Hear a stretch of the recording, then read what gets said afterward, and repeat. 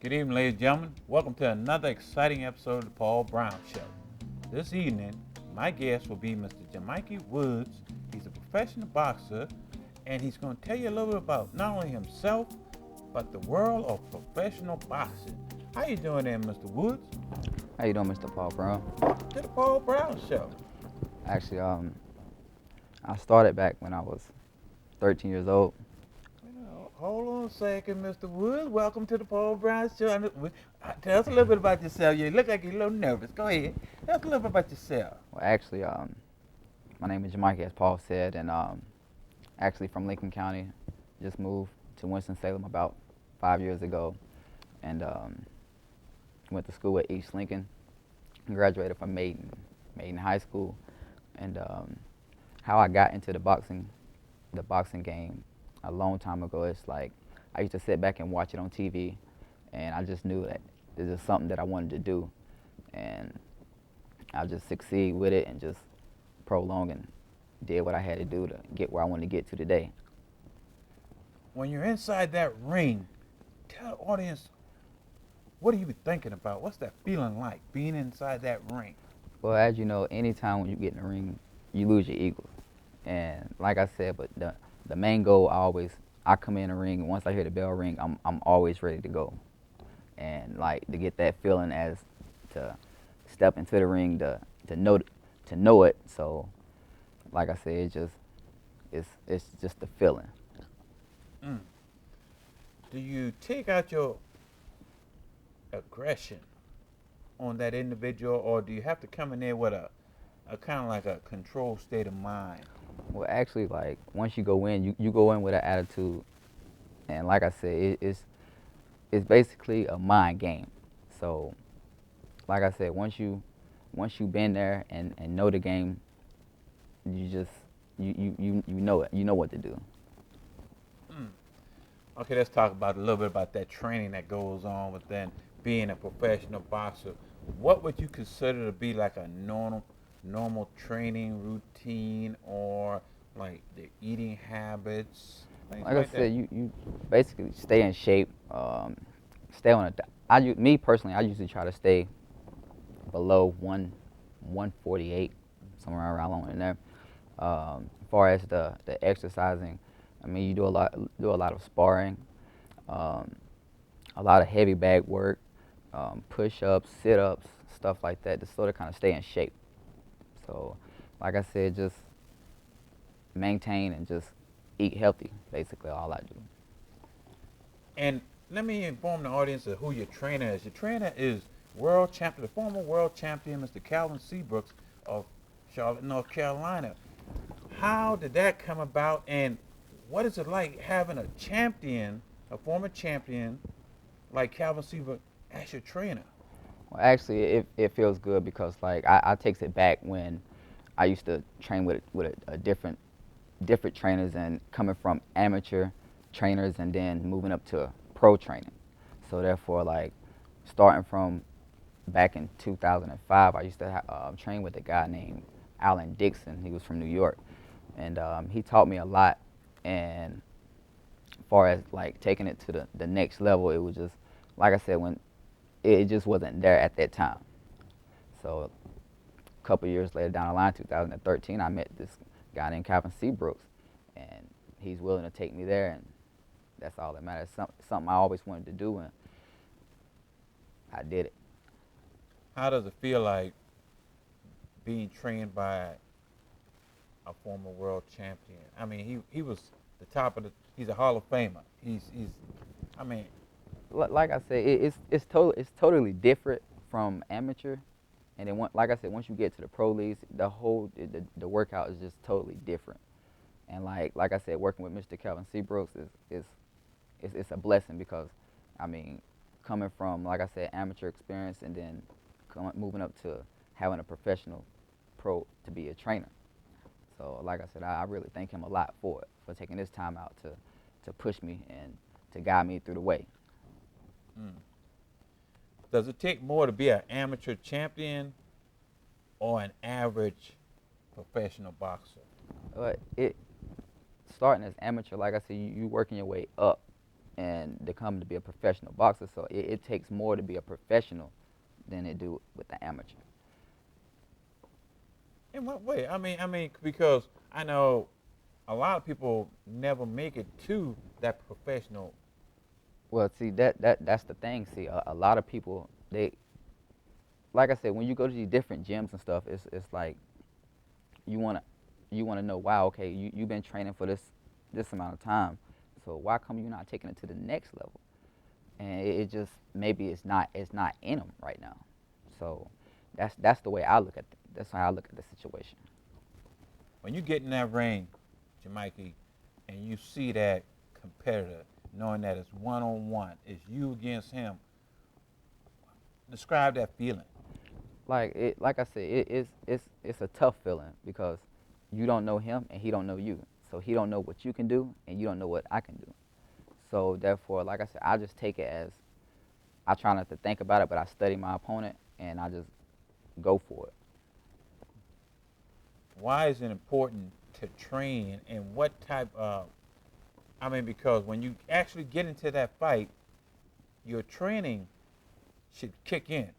So why should it's important that you put in 100% in your training, preparing for that fight? See, like I said, it's a mind game. So therefore, like you don't train, you don't know. So when you get in the ring, it's like when you in a situation where you can't get out of, it pops in your head just like that. So okay, well, what can I do if I get into this situation? What can I do if I get into that situation? And like I said, that's just how the game goes. When you come inside the fight, I know Mr. Seabrooks taught you a lot of the different avenues of approach and all that. How do you go about it when you see a fighter that you feel is taking advantage of you as far as the fight? How do you react to that mentally? But like I said, I just try to focus on myself and don't worry about my fighter. Like I said, once you get the tape and you watch it and focus on what this competitor could do, and it's just like just wait until the time see and go for it. Like I said, I try not to think about it. Once I get in the ring, that's when I study my opponent. And that's when I take a run for it. Do you consider yourself as being an arrogant fighter or, conservative? Well, like I said, it's with me personally. Like I don't go for that mentality of I'm a more type person is confident. If I look at a fighter, I'm the type of person that always say I can get that. I can get him. That's always been me. Like I said, it's to me it's not about the intimidation. If I look at you, I can beat you regardless. That's how I think, and that's how I think a lot of guys should think. In the boxing field, are you in it for the money or the glory? Well, actually, it's the glory. It's something that I always wanted. It was my biggest dream, and like I said, I talk to Seabrook about it all the time, and he would tell you, like like I said, I can't thank him enough, and I'm dedicated. Okay, I'm gonna tell you. I know you said that you're in for the glory and not the money, but I'm gonna give you a little statement that I read. I researched, and it said in 2010, welterweight Floyd Mayweather earned more than 60 million. In 2009, Manny Pacquiao, also a champion, he earned approximately 40 million. Oscar De La Hoya, also a champion, they earned more. He earned more than 600 million for each 18 pay-per-view fight. How can you say it's not about the money when they're making that type of revenue. Well, see, like I said, I mean, without the glory, he wouldn't be here today. And that's why I say, to me, it's about the glory. So, I mean, a lot of people may think different, but like I said, I think different. So, When you see Floyd Mayweather on TV, you know how he behaves and how cocky he is. How do you interpret that? like I said, I just take it how I see it. And like I said, it's the cockiness with it. I mean, the intimidation with it. But like I said, when I look at a fighter, I got confidence that I know I can beat him. Like I said, when I go in the ring, I look at my opponent. I got confidence. I know I can beat him. I never go in the ring and say I can never beat this person. I can't do it. That's not me. I never been a loser. And that's why I try not to be a loser. Who inspired you to be a boxer?